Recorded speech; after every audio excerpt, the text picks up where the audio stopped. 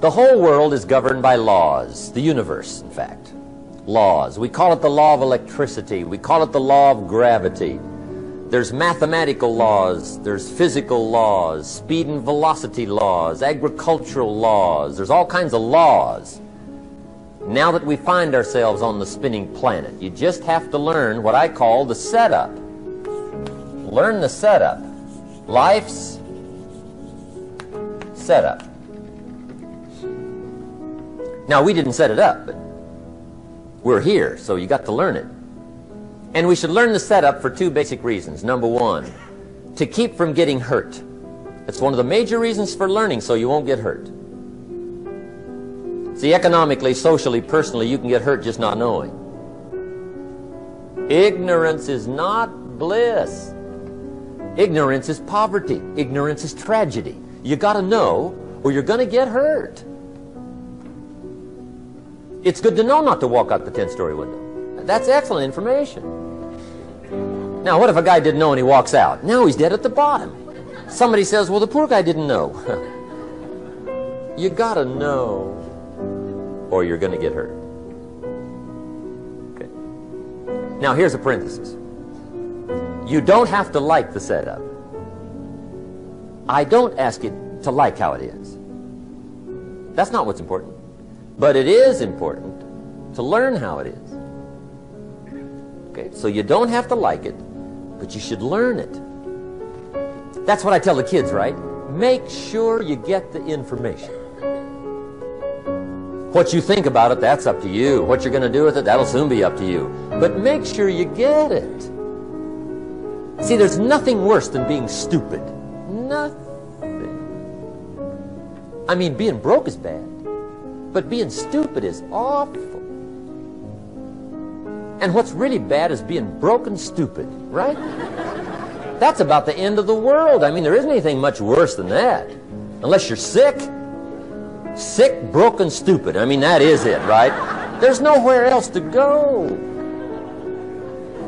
So make sure you get the information. It's key. You don't have to like it, but learn it.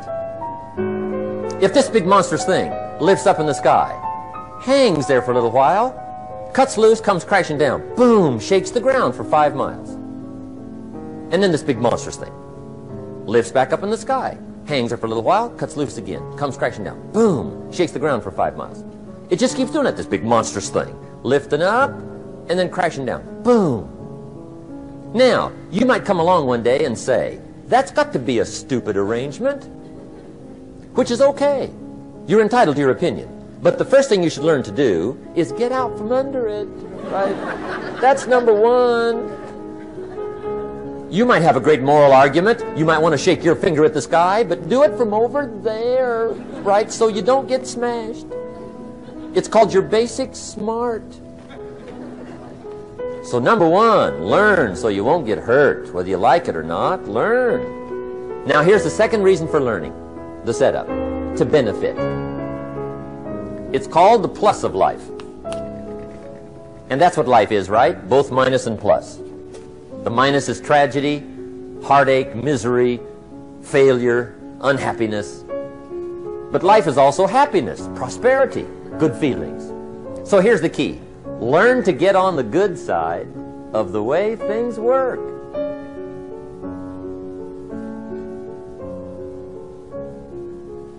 Now, here's two of the basic laws, and we'll take our break. Shof taught me these. They come from the Bible.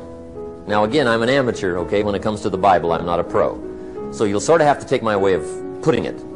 But here they are. The first one is the law of use. The law of use. And it goes something like this. Whatever you don't use, you lose. Lack of use causes loss.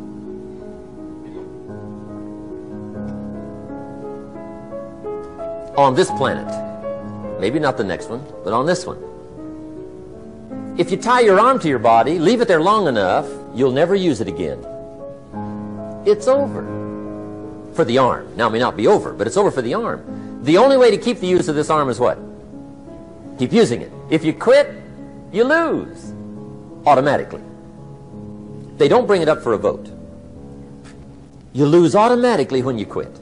Now, the same thing that goes for your arm goes for your brain, mentality. The same thing goes for all the human virtues. Ambition, unused, declines.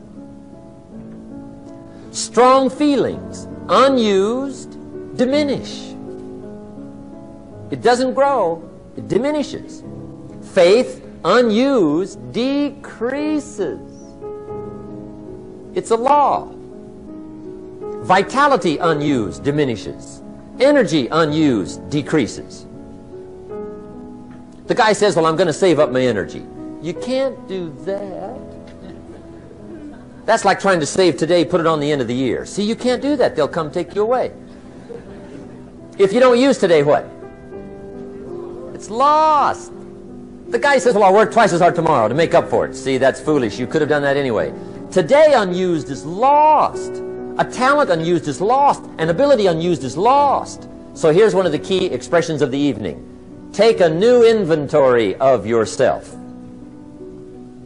Starting tomorrow, new project. Take a new inventory. And make sure that all of your talent and ability and mentality and ingenuity and vitality and strong feelings, faith, courage, make sure that all you've got's being used. Otherwise, you lose. Now, one of the best illustrations of the law of use is a Bible story called the Parable of the Talents. The Talents story. Interesting story if you haven't read it in a while. Just review it. It's a good story. An ancient story. It says there was a master with 3 servants. He got them together one day and he said to the 3, I've got these talents. And in those ancient days, a talent was a measure of gold. And he said to the 3 servants, take these talents and see what you can do with them while I'm gone. He said, I'm taking a journey and I'll be gone for a while. When I come back, we'll get together, go over the book, see how you did. He said, here's 5 of these talents for you. 5. Here's 2 of them for you. 2. And here's 1 for you. 1. The master said, take those talents, see what you can do with them. When I come back, we'll get together, we'll go over it all. The servant said, okay. Master takes off. According to the ancient story, the master comes back from his trip. When he gets back, he gets the 3 servants together, and as he said he would, he asks, how did it go with those talents? You were 5. What happened? That servant said, well, I took the 5 talents you gave me and I put them to work. A little shaky at first, but he said things finally got rolling. And he said, I poured it on. And he said, my talents grew to 7, 8, 9, 10. He said, I doubled my talents from 5 to 10. Books will show. Master said, one heck of a job. Or something like that. He said, I gave you 2 talents. What happened? That servant said, about the same thing happened to me. I put those 2 talents to work, poured it on. They grew to 3 and then to 4. He said, I doubled my talents from 2 to 4. Books will show. Master said, well done. He said, I gave you 1 talent. What happened? That servant said, well, I took the talents you gave me and I carefully wrapped it and I dug a hole and buried it. And camouflaged it, I suppose, right, so nobody would steal it. And he said, fortunately, nobody got it. And he said, I knew you were going to be here today, so I dug it up. Here it is, safely wrapped. I did not lose it while you were gone. According to the ancient story, the master said, take that talent away from him and give it to the man that's got 10.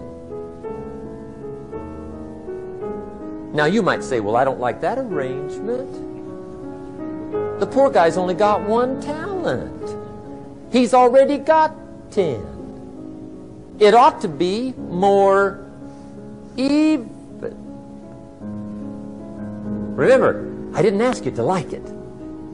But this one I would ask you to learn, because it simply means whatever you do not employ, you forfeit.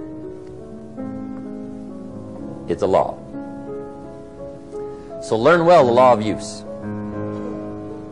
Now here's the second one, and we're going to take our break. Second law. from the Bible. This one we've heard since we were small, I'm sure. It's called the law of sowing and reaping. In fact, we've probably heard it so often we could quote it. It says, whatever you sow, what? You shall reap. Fairly blunt, hopefully clear. Here's my first suggestion on the law of sowing and reaping. Don't try to beat it. You might as well try sitting on the sun in the morning. Keep it from coming up. You'll have better luck. Whatever you sow, you reap. Now, for a fair share of my life, I'm a bit mixed up on how all this applies. Among a lot of things I was mixed up on. I knew I wasn't reaping too good. That I understood. My problem was I was confused about what was causing it. Remember me with the funny list? I thought those are the reasons why it isn't working out well. And then Mr. Schoaf gave me the clue that helped me figure it all out. He said, Mr. Rohn, I have another answer for you. There's another way to quote this law that'll show you where the problem is so you can go to work on it right away. All you need to know is where the problem is, then you can go to work on it. So he quoted me the law another way, and I found out what my problem was. Here's the way you quote the law. Whatever you reap is what you've sown. Now I knew what my problem was. Whatever you reap is what you've sown. If you don't like the crop, who do you look up? Answer, whoever planted it. And where do you find who planted your crop? Answer, in the mirror. What I finally learned to do come fall was to go to the mirror. That's where you go. And if necessary, you say, a few skinny carrots? I got to be unimpressed. Where were you last spring? Asleep? Didn't you read the books? Did you break your hoe? Let me give you 7 key points to the law of sowing and reaping. Let's tick right down through the list of 7, and it'll be break time. 7 points to sowing and reaping. Here's part of the philosophy that really helped me to make some changes in life direction. Number 1, the law of sowing and reaping is negative. That's number 1, which simply means if you sow bad, you reap bad. Now this is kind of 3rd grade, but it doesn't hurt to go over the basics. If you plant thistle seeds, you don't get pumpkins. Honest, no use looking for pumpkins. John says, how come no pumpkins? Come on, John. The law's negative. That's how come. Now here's number 2. The law's positive. Which simply means if you sow good, you reap good. If you plant pumpkin seeds, you don't get thistles. Not from pumpkin seeds. Mother Nature won't pull tricks on you over in the corner snicker and push new thistles and you planting pumpkin seeds. She won't do that. You will get pumpkins from pumpkin seeds, and the reason is because the law is positive. Now here's number 3. I got excited when I found out the full dimension of this. See, you do not reap what you sow, but rather you always reap much more than what you sow. So the 3rd key word is more. You don't get back what you put out. You get back much more than what you put out. And it works both positive and negative. On the negative side, it said, if you sow to the wind, you reap the whirlwind. So you've got to get ready for that, or you will be naive. The valuable commodity I know of is information. Wouldn't you agree?